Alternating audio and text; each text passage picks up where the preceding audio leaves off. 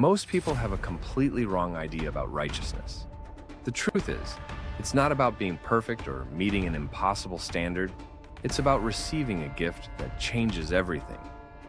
That's such an interesting perspective, especially when you consider how many people view righteousness as this impossible standard they need to achieve.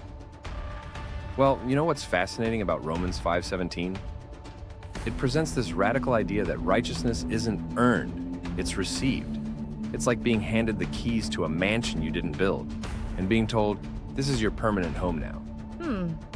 That really flips the traditional understanding on its head, doesn't it? Most religious traditions focus on earning or achieving righteousness. Exactly, and here's what makes this so revolutionary. It's based on this parallel between Adam and Jesus. Through Adam's mistake, humanity inherited this spiritual deficit.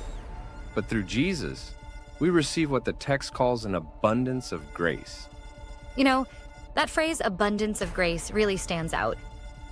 What do you think that looks like in practical terms? Well, think of it like this. It's not just getting your slate wiped clean, it's receiving an entirely new nature. The text actually says we're created in righteousness and true holiness. That's like getting a complete spiritual DNA transplant. That's such a powerful image. A spiritual DNA transplant. And it seems to come with some pretty significant implications. Oh, absolutely, and here's why.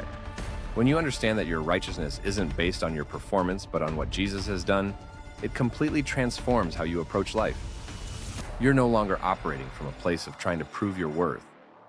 Well, that must have some pretty significant implications for mental health and personal well-being, right? You know, that's a crucial point. Studies have shown that people who operate from a place of security rather than constant striving experience lower levels of anxiety and depression. It's like the difference between constantly trying to earn your parents' love versus knowing you're already unconditionally loved. That really brings out the practical side of this theological concept. And here's what's even more interesting. The text talks about this ministry of reconciliation. It's not just about personal transformation.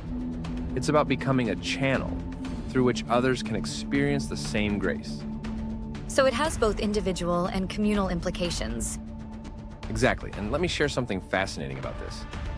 The Greek word used for reign in this passage, basileo, was a term associated with royal authority. So when it talks about reigning in life, it's describing this profound sense of authority and confidence that comes from knowing you're completely accepted. That historical context really adds another layer of meaning to the text. And you know what's particularly relevant for our current cultural moment? This idea challenges both religious legalism and secular perfectionism. It offers a different way of understanding human worth and identity. That's quite profound when you consider how many people are struggling with issues of identity and self-worth in our society. Well, here's what makes this so significant. When you're no longer trying to earn your worth, it changes how you treat others. You can extend grace because you've received grace. You can love because you've been loved. It creates this ripple effect in relationships and communities. That seems like it could have far-reaching implications for social justice and community building. Absolutely, and here's why. When people operate from a place of security rather than scarcity, they're more likely to engage in pro-social behavior. Research in positive psychology has consistently shown that people who feel accepted and valued are more likely to contribute positively to their communities. So this ancient text might actually hold some solutions for modern social challenges? Well, consider this. What if more people understood that their worth wasn't tied to their performance, their social status, or their achievements? It could revolutionize how we approach everything from education to criminal justice to mental health care. That's quite a vision for practical application. And here's what it all comes down to. This isn't just ancient theology or religious theory. It's a practical, life-changing truth from God that has the power to transform not just individuals, but entire communities. When we truly grasp what it means to receive this gift of righteousness, it changes everything.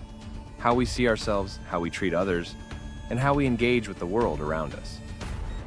Let's hear your thoughts about righteousness in the comment below. That's it for this episode. Don't forget to like and subscribe for more deep dives into biblical truths like this.